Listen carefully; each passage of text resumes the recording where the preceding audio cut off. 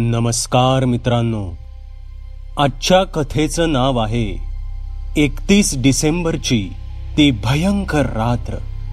कथेचे मूळ नाव आहे याक्षिणी. कथेचे लेखक आहेत कुमार. कथेला आता सुरुवात करू.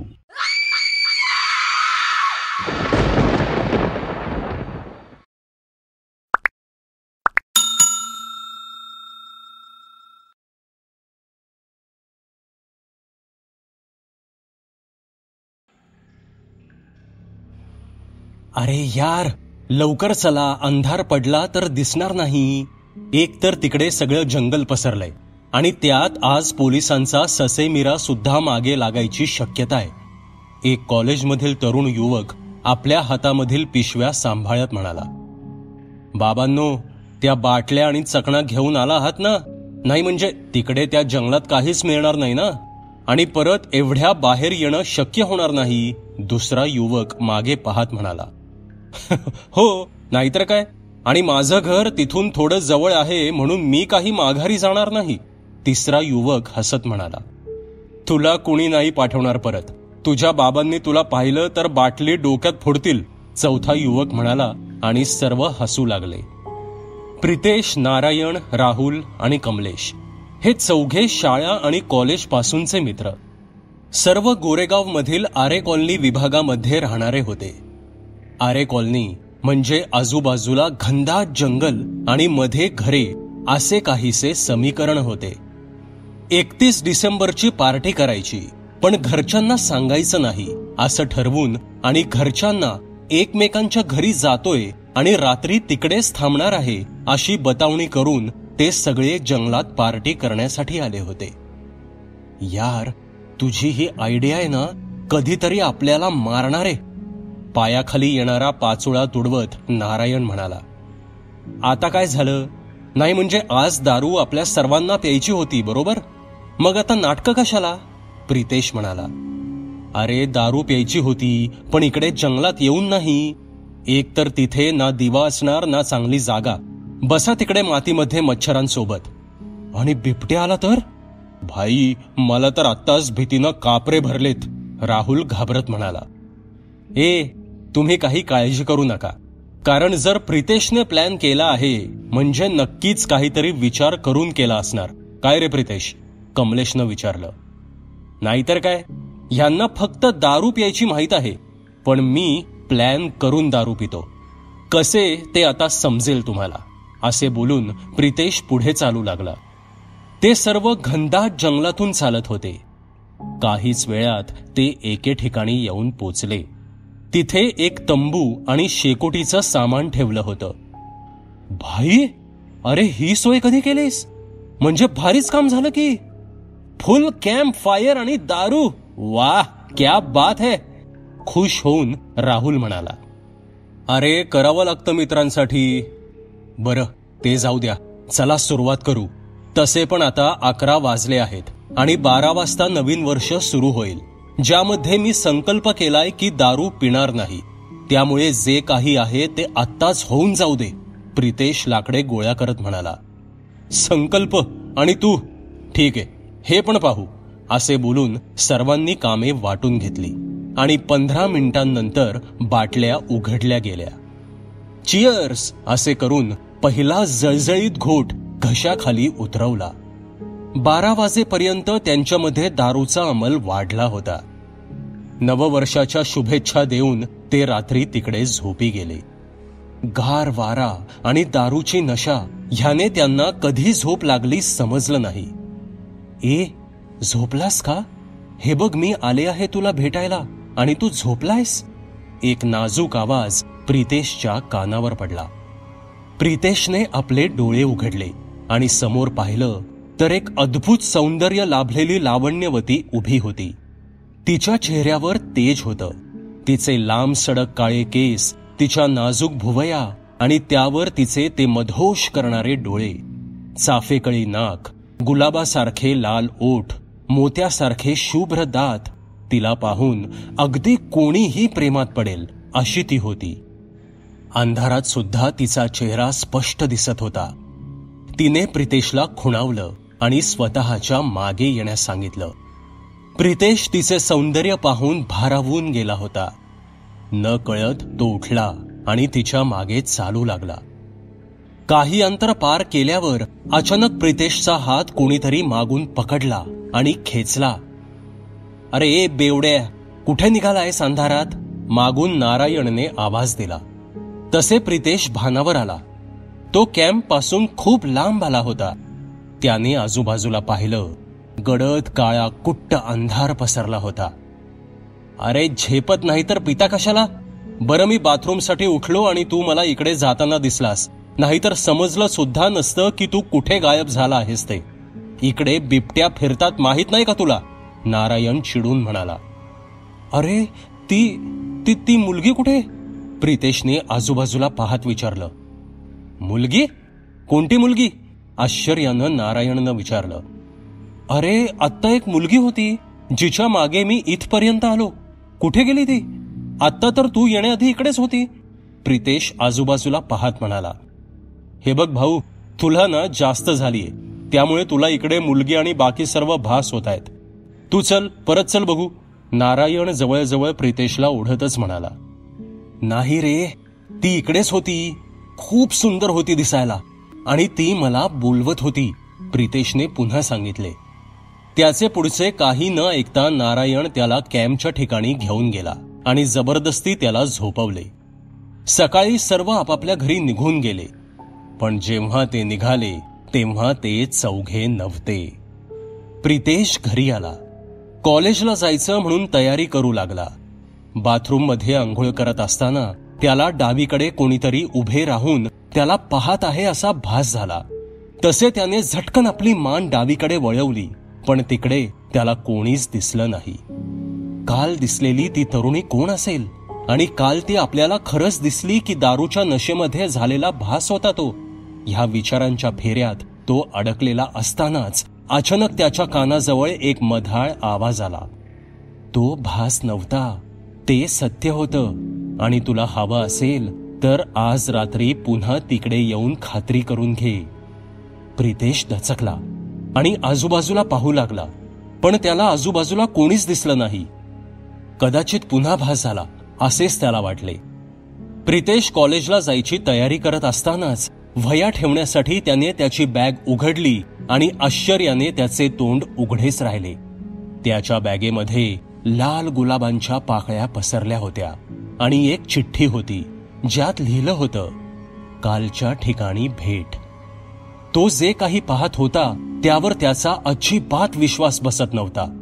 त्याच्या लक्षात आलं होतं की हा कुठल्याही प्रकारचा भास नाही, तर हे जे काही आहे ते सर्व खरं आहे.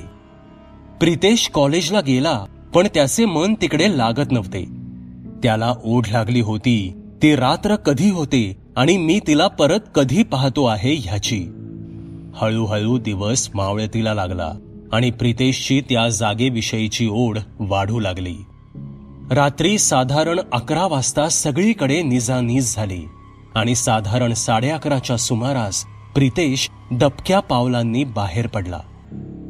अंधारात विजेरीच्या साह्याने जंगलातून रस्ता काढत तो काल जिकडे कॅम्प होता तिकडे पोहोचला.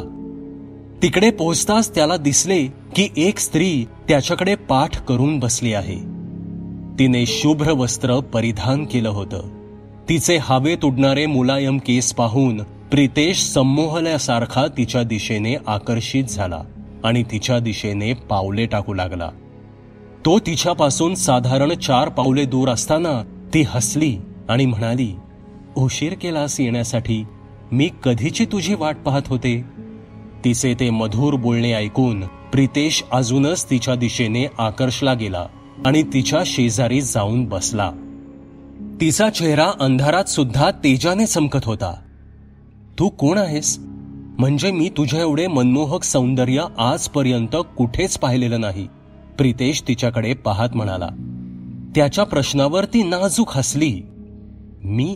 मी तुझी प्रेयसी आहे. तू मला खूप आवडतोस आणि मी आता तुझ्या सोबतच राहणार आहे. पण मी फक्त तुलाच दिसेन आणि मला हवे ते तू मला द्यायचे आहेस, ती तिच्या मधुर आवाजात म्हणाली. इतके अफाट सौंदर्य लाभलेली मुलगी आपल्या सोबत राहणार आणि ते सुद्धा कोणाला न कळता, ह्यापेक्षा मोठा अजून काय असेल असा विचार करून प्रितेशने लगेच होकार दिला. मात्र तिने एक अट ठेवली, ती म्हणजे तिच्याबद्दल कोणालाच काही सांगायचं नाही आणि तिला रोज भेटायला इथे यायचं. आणि जर असं नाही झालं तर ती पुन्हा कधी त्याला भेटणार नाही. ते ऐकून प्रितेशने ती अट मान्य केली. रात्रभर प्रितेश तिच्याकडे पाहत राहिला आणि पहाट होऊ लागताच तिने प्रितेशचा निरोप घेतला. प्रितेश तिकडून उठला. तसे का कोण जाणे, त्याला स्वतःमध्ये थोडी कमजोरी आल्यासारखी जाणवली. तो कसाबसा घरी पोचला आणि बिछाण्यावर पडला. तसे त्याला झोप लागली. प्रितेश, ए प्रितेश, अरे उठ रे, कॉलेजला नाही का जायचं? प्रितेश. प्रितेशची आई त्याला आवाज देत होती. मोठ्या कष्टाने तो उठला आणि आपले सर्व आवरून कॉलेजला निघाला. पण कॉलेजमध्ये त्याचं मन लागत नव्हतं.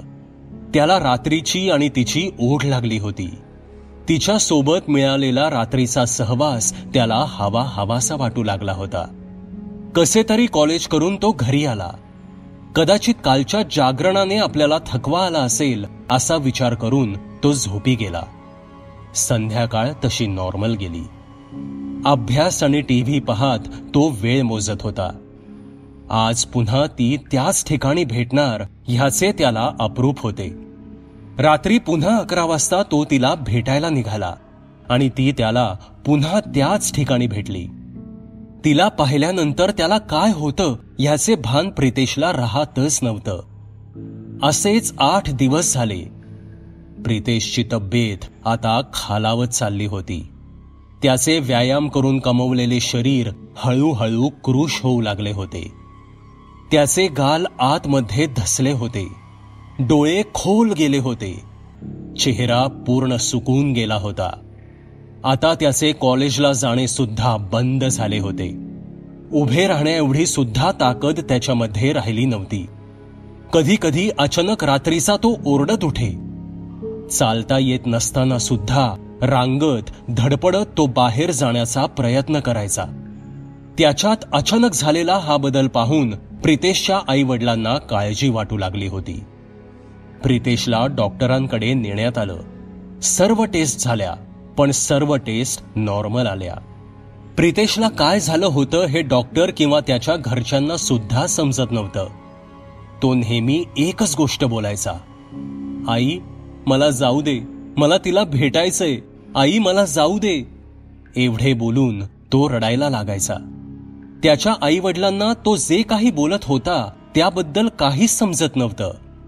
अचानक एका रात्री प्रितेशच्या खोलीमधून त्याचा हसण्याचा आवाज येऊ लागला. तो एके ठिकाणी पाहून हसत होता आणि बोलत होता, मला तुला भेटायला यायचं होतं, पण घरातून मला सोडलं नाही.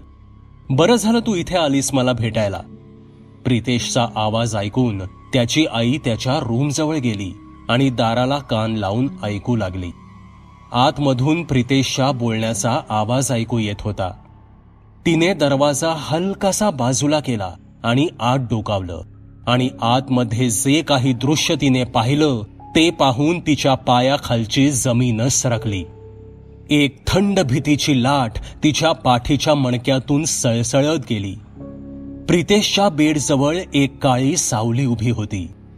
प्रितेशचे तोंड उघडे होते आणि त्याच्या तोंडातून सफेद धुरासारखे काहीतरी बाहेर पडत होते आणि तो सफेद धूर त्याच्या समोर उभी असलेली ती काळी सावली गिळून घेत होती. हा सर्व प्रकार पाहून प्रितेशच्या आईची पाचावर धारण बसली आणि ती घाबरून मागे सरकली. तसे तिच्या मागे असलेली फुलदाणी हलली आणि त्याचा आवाज झाला. तसे त्या काळ्या सावलीने मागे त्या आवाजाच्या दिशेनं पाहिलं. अंधुक प्रकाशात प्रितेशच्या आईला त्या काळ्या सावलीचा चेहरा दिसला.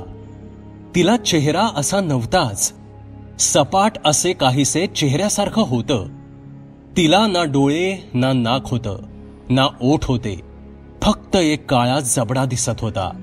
त्या जबड्यातून ती प्रितेशच्या शरीरातून काहीतरी खेचून घेत होती. प्रितेशच्या आईला पाहताच ती काळी सावली भिंतीमधून आर पार जाऊन कुठेतरी गायब झाली. हा नक्की काय प्रकार आहे हे तिला काहीच समजलं नाही, पण हे काहीतरी वेगळं आहे हे तिनं जाणलं होतं. ह्याचा इलाज कोणत्याही डॉक्टरकडे नाही हे सुद्धा तिला आता कळून चुकलं. तिने प्रितेशच्या वडिलांना घडलेला सर्व प्रकार सांगितला. त्यांनी तात्काळ गावी राहत असलेल्या आपल्या भावाला फोन केला. हॅलो तात्या, अरे श्रीरंग बोलतोय, इकडे एक प्रॉब्लेम झालाय असे बोलून त्यांनी जे काही घडलं आहे ते सर्व सांगून टाकलं. ही तर फारच गंभीर बाब आहे. मी आत्ताच जातो आणि भिकाजीला जाऊन सर्व सांगतो आणि जमलं तर त्याला घेऊनच येतो असे बोलून तात्यांनी फोन ठेवून दिला. काहीच वेळात तात्यांचा फोन आला. हॅलो श्रीरंग, हा तात्या बोलतोय. माझे भिकाजी सोबत बोलणं झालं आहे, तो यायला तयार आहे, पण आम्हाला तिकडे पोचायला कमीत कमी 1 दिवस लागेल आणि त्या एका दिवसात काहीही होऊ शकतं, कारण वहिनीनं ते जे काही होतं ते पाहिलं आहे. त्यामुळे आता ते शेवटचा घाव घालू शकतं. एक उपाय भिकाजीनं सांगितला आहे, तेवढा तू कर. जाडे मीठ घे आणि ते प्रितेशच्या बेडच्या भोवती आणि घराभोवती टाक. असं केल्यानं ते जे काही आहे ते प्रितेशच्या आसपास भटकू शकणार नाही. अजून एक गोष्ट, प्रितेशला ह्याबद्दल काहीही समजता कामा नये एवढे सांगून तात्यांनी कॉल ठेवून दिला. प्रितेशच्या नकळत तात्यांनी सांगितलेल्या सर्व गोष्टी करणं हे प्रितेशची आई म्हणजे शोभा आणि त्याचे बाबा म्हणजे श्रीरंग ह्या दोघांसमोर एक आव्हानच होतं. कारण प्रितेश आजारी पडल्यापासून आणि त्याला ते पिशाच्य दिसू लागल्यापासून त्याची झोप कमी झाली होती. दिवसा गाढ झोपणारा प्रितेश रात्रीचा मात्र जागा राहायचा. त्यामुळे त्याच्या नकळत हे सर्व करणे अवघड होते. पण ह्यातून सुद्धा श्रीरंग यांनी मार्ग काढला. त्या रात्री प्रितेशच्या जीवनात त्यांनी झोपेच्या गोळ्या टाकल्या, कारण तसे केल्याने अर्थातच त्याला जाग येणार नव्हती. त्यांनी प्रितेशच्या बेडजवळ आणि संपूर्ण घराच्या भोवती मिठाने रिंगण आखलं. रात्रीचे साधारण 2 वाजले होते. प्रितेश जेवून झोपी गेला होता. तसे घराच्या शेजारी जे जंगल होतं त्यातून एक काळी आकृती बाहेर पडली आणि प्रितेशच्या घराच्या दिशेने सरकू लागली. दूरवर कुठेतरी कुत्रे रडण्याचा आवाज येत होता. इकडे घराच्या खिडकीमधून श्रीरंग आणि शोभा दोघे सुद्धा बाहेर पाहत होते. काहीच वेळात त्यांना ती आकृती दिसली. त्या आकृतीच्या अवतीभोवती एक तेजस्वी वलय तयार झालेलं दिसत होतं. ती घराच्या जवळ आली आणि जसा तिने घरात प्रवेश करण्यासाठी पाय उचलला तसे तिला एक जोरात झटका बसला आणि ती काही अंतर लांब जाऊन पडली. ती पुन्हा उठली आणि गुरगुरत पुन्हा आत प्रवेश करण्याचा प्रयत्न करू लागली, पण त्या मिठाच्या रिंगणामुळे ती आत प्रवेश करू शकत नव्हती. ती मागे वळली आणि पुन्हा त्या जंगलाच्या दिशेनं निघून गेली. तो सर्व प्रकार पाहून श्रीरंग आणि शोभा खूप घाबरले होते. सकाळी साधारण 10च्या सुमारास दारावरची बेल वाजली. शोभाने जाऊन दरवाजा उघडला. तिकडे तिचा मोठा दीर म्हणजेच तात्या आणि त्याच्यासोबत एक 30 वर्षांचा इसम उभा होता. शोभाने त्यांना आत बोलावले. तोपर्यंत श्रीरंग सुद्धा तिथे आले. तात्या, बरं झालं तू आलास. आम्ही दोघे सुद्धा प्रचंड घाबरलो आहोत, श्रीरंग म्हणाले. हो, मला कल्पना आहे आणि म्हणूनच सोबत भिकाजीला सुद्धा घेऊन आलो आहे, तात्या म्हणाले. श्रीरंगने एकदा भिकाजीकडे पाहिलं. त्यांनी भिकाजीबद्दल बरेच काही ऐकले होते की तो लोकांची खूप मदत करतो वगैरे वगैरे, पण प्रत्यक्ष त्याला भेटण्याचा योग मात्र आज आला होता. भिकाजी साधारण 30 वर्ष वय असलेला युवक होता. त्याचा पोशाख अगदी साधा होता. पायजमा आणि कुर्ता, चंदनाचा टिळा माथी लावला होता. चहा पाणी झालं आणि भिकाजी प्रितेशच्या रूममध्ये गेला. प्रितेश शांत झोपला होता. त्याच्या श्वासाची घुरघुर स्पष्ट ऐकू येत होती. त्याची कातडी हाडांना चिकटली होती. भिकाजीने त्याचा टेबलावर ठेवलेला फोटो पाहिला. त्या फोटोतला प्रितेश आणि आत्ता बेडवर जो प्रितेश होता त्याच्यामध्ये कमालीचा फरक जाणवत होता. जिकडे आधी प्रितेशचे वजन 80 किलो होतं तिकडे आता ते 35 झाल्यासारखं वाटत होतं. भिकाजीने एक काळा दोरा प्रितेशच्या पायाच्या अंगठ्याला बांधला आणि त्याचे एक टोक आपल्या हाताच्या अंगठ्याला बांधले. डोळे बंद करून तो काहीतरी पुटपुटू लागला. तसे त्याच्या डोळ्यांसमोर 31 डिसेंबर पासून काल रात्रीपर्यंत घडलेले सर्व प्रसंग उभे ठाकले. भिकाजीने डोळे उघडले आणि दोरा सोडून तो उभा राहिला. प्रितेशच्या रूममधून तो शांतपणे बाहेर आला. तुमचा मुलगा दारू पितो ही गोष्ट तुम्हाला माहीत आहे का? त्याने श्रीरंगला विचारलं. भिकाजीने विचारलेल्या प्रश्नावर तिघे सुद्धा गडबडले. त्यांना प्रितेश असं काही करत असेल असे वाटले सुद्धा नव्हते, पण भिकाजीवर ते अविश्वास दाखवू शकत नव्हते. नाही, तो दारू पितो हे आम्हाला अजिबात माहीत नाही. म्हणजे आमच्या समोर त्याने कधी तसे केले नाही. पण दारूचा आणि ह्याचा काय संबंध? श्रीरंग यांनी थोडा विचार करत विचारले. संबंध आहे. तुमचा मुलगा नवीन वर्षाच्या आदल्या रात्री आपल्या मित्रांसोबत इकडे असलेल्या जंगलात पार्टी करण्यासाठी गेला होता आणि तिकडे त्याला एका याक्षिणीने पाहिले. हो, ती याक्षिणी आहे. आपल्यासारख्या सामान्य माणसांना तिचा चेहरा स्पष्ट दिसत नाही, पण ज्याची तिला शिकार करायची असते त्याला ती आपल्या सौंदर्याच्या मोहजाळ्यात अडकवते आणि मग जो माणूस त्यात अडकतो त्याच्यावर एक प्रकारची मोहिनी पडते. त्याला त्याच्याशिवाय दुसरं काही समजत नाही, ना तिच्याशिवाय काही दिसतं. ती तुमच्या घरात सुद्धा येऊन गेली आहे. तिनेच प्रितेशला आपल्या सौंदर्याच्या जाळ्यात अडकवलं आहे आणि आता हळूहळू ती प्रितेशची आत्मा गिळत आहे. सर्व याक्षिणी असे करत नाहीत, पण त्यांच्यामध्ये असा एक प्रकार असतो ज्यामध्ये त्या माणसाचा, विशेष करून तरुण आणि सशक्त मुलांच्या आत्म्यांचा अंश थोडा थोडा आपल्या बरोबर घेऊन जातात आणि जेव्हा त्या अडकलेल्या माणसाचा पूर्ण आत्मा त्यांच्याकडे येतो तसे तो आत्मा ते आपल्या दुनियेत कैद करतात, जेणेकरून तो मनुष्य मेला की त्याचा आत्मा त्यांचा गुलाम म्हणून त्यांच्याकडे कैद राहतो, कायमचाच. ह्या याक्षिणी अशीच जागा निवडतात जिकडे लोक कमी असतील आणि त्यांना त्यांचे काम नीट करता येईल. भिकाजीने सर्व गोष्टींचा खुलासा केला. ते सर्व ऐकून तिघेही सुन्न झाले. शोभा यांनी तर रडायला सुरुवात केली. भिकाजी, भिकाजी, यावर काही उपाय? श्रीरंग शोभाला सावरत म्हणाले. उपाय आहे, पण कितपत चालेल माहीत नाही. माझ्याकडून काही होते का ते मी बघतो. मी तुम्हाला एक यादी देतो. मला ते सर्व सामान लागेल. आज रात्री सुरुवात करावी लागेल, कारण वेळ कमी आहे, भिकाजी म्हणाला आणि त्याने त्याला हव्या असलेल्या सर्व सामानाची यादी श्रीरंग यांना दिली. दिवसभर भिकाजी एका खोलीमध्ये बसून ध्यान साधना करत राहिला. ह्या काळात त्याने फक्त दूध आणि फळे ह्याशिवाय कसले सेवन केले नाही. भिकाजीने सांगितलेले सर्व सामान घेऊन संध्याकाळी श्रीरंग हजर झाले. रात्रीचे 10 वाजले होते. भिकाजी आपल्या खोलीमधून बाहेर आला. त्याने घराच्या बाहेर एक नजर टाकली आणि मागे वळून तो श्रीरंग यांना म्हणाला, तुम्ही मी सांगितले ते सर्व सामान आणले असेल तर आपल्याला आता निघायला हवं. आजच आपल्याला त्या याक्षिणीला वश करून तुमच्या मुलाची तिच्या तावडीतून सुटका करावी लागेल. ताई, तुम्ही घरीच थांबा आणि ह्या जपमाळेने देवाचे नामस्मरण करत राहा. अजून एक गोष्ट, काहीही झालं तरी घराच्या बाहेर पडू नका. सर्व सूचना देऊन भिकाजीने श्रीरंग आणि तात्यासोबत घर सोडले. सगळीकडे अंधार पसरला होता. रातकिड्यांच्या किरकिरीने वातावरणात एक प्रकारची गूढता निर्माण झाली होती. थंडीचे दिवस असल्याने हलकेच धुके पसरले होते. दुरूनच घोबडाचा हुंकार ऐकू येत होता.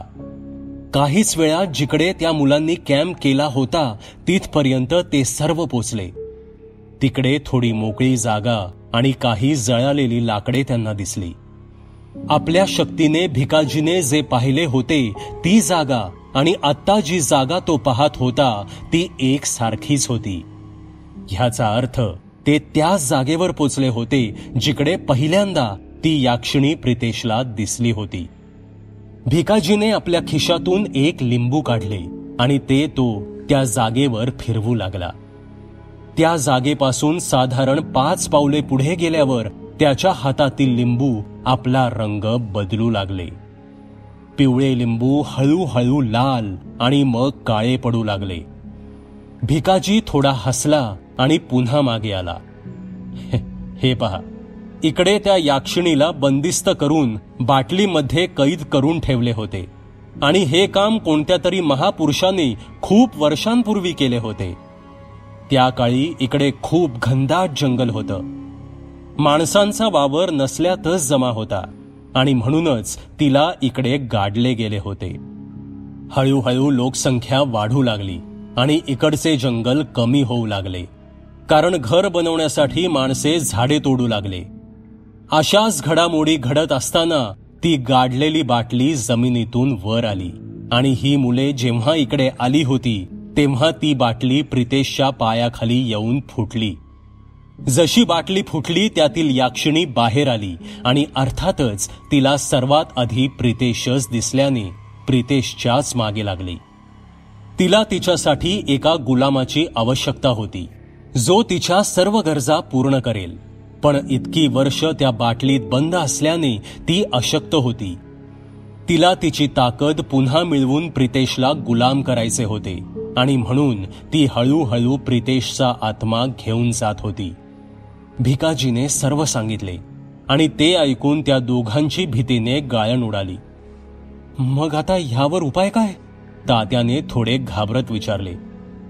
त्या याक्षिणीला पुन्हा बंदिस्तच करायला लागेल, कारण याक्षिणी ह्या अमर असतात. त्यांचा नाश फक्त आणि फक्त देवादिदेव महादेव करू शकतात. तिला पुन्हा तसेच बंदिस्त करून बाटलीमध्ये कैद करावे लागेल, भिकाजी म्हणाला आणि त्याने आपली पिशवी उघडली. पिशवीतून त्याने आधी काळी रांगोळी काढली, जी फक्त आणि फक्त काळी विद्या जाणतात त्यांच्याचकडे असते. त्या काळ्या रांगोळीने त्याने एक सितारा बनवला आणि त्याच्या मधोमध ती पवित्र पाण्याने अर्धी भरलेली बाटली ठेवली. सोबत काळ्या मेणबत्त्या, ज्या वटवागुळ आणि घुबड यांच्या चरबीच्या बनवलेल्या असतात, त्या ठेवल्या. काळे तांदूळ, काळा बुक्का, मध्ये चीर पाडलेले लिंबू आणि पवित्र जल असे सर्व सामान काढून त्याने पिशवी बाजूला ठेवली. त्यावेळी जर कोणी दुसरी व्यक्ती तिकडे आली असती तर ते सर्व बघून त्या व्यक्तीला नक्कीच वाटले असते की हा काहीतरी काळ्या जादूचा प्रकार आहे. ठीक 11 वाजता भिकाजीने त्या मेणबत्त्या पेटवल्या आणि त्या बाटलीभोवती काळे तांदूळ पसरले. चीर पडलेल्या लिंबामध्ये बुक्का भरला आणि त्याने याक्षिणी बंदीचा मंत्र म्हणायला सुरुवात केली.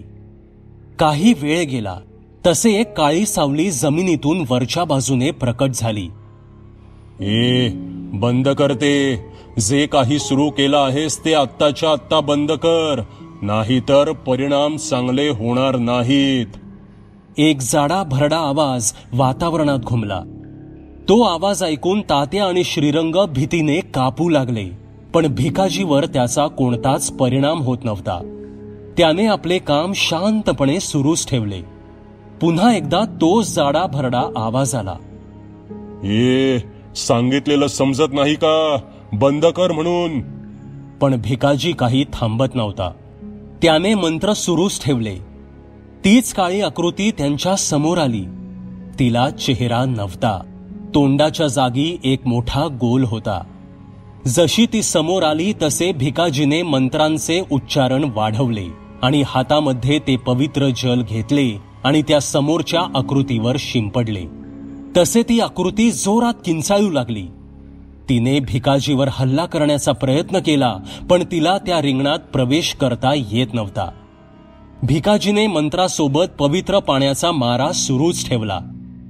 हळूहळू त्या आकृतीचे वाफेत रूपांतर होऊ लागले आणि ती वाफ भिकाजीने आपल्याकडे असलेल्या पवित्र पाण्याच्या बाटलीत कैद केली आणि ती बाटली त्याने आपल्या बरोबर घेतली. हे सर्व होईपर्यंत पहाटेचे 4 वाजत आले होते. तात्या, आपलं काम झाले आहे. या क्षणी कैद झाली. ह्या बाटलीचे जे काही करायचं आहे ते मी करतो. आता प्रितेशच्या जीवाला कोणताच धोका नाही, भिकाजी म्हणाला. तसे त्या दोघांचा जीव भांड्यात पडला. भिकाजी, तुम्ही खरंच आमच्यावरचं खूप मोठं संकट दूर केलं. तुमचे आभार कसे मानू काहीच समजत नाहीये, रडवेल्या स्वरात श्रीरंग म्हणाले. आभार कसले त्यात, हे तर माझं काम आहे. चला मी येतो. पोराची काळजी घ्या आणि त्याला पुन्हा असं कुठेही सोडू नका. आता संकट टळलं आहे, सांभाळून राहा. हर हर महादेव, असं बोलून भिकाजी निघाला. श्रीरंग आणि शोभा आता प्रितेशची काळजी घेऊ लागले. प्रितेशला त्याच्यासोबत काय झालं होतं हे काहीच आठवत नव्हतं, पण त्याला इतकंच आठवत होतं की एक सुंदर स्त्री त्याला स्वप्नात दिसायची आणि त्याला म्हणायची, ये ना माझ्याकडे. मित्रांनो, तुम्ही सुद्धा लक्षात ठेवा, तुम्हाला जर अशी कोणी सौंदर्यवती निर्जन स्थानी भेटली तर तिच्या जाळ्यात अडकू नका. कदाचित ती सुद्धा.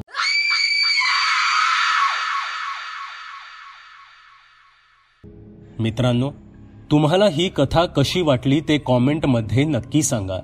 पुन्हा भेटूयात अशाच एका भयकथेसोबत. धन्यवाद.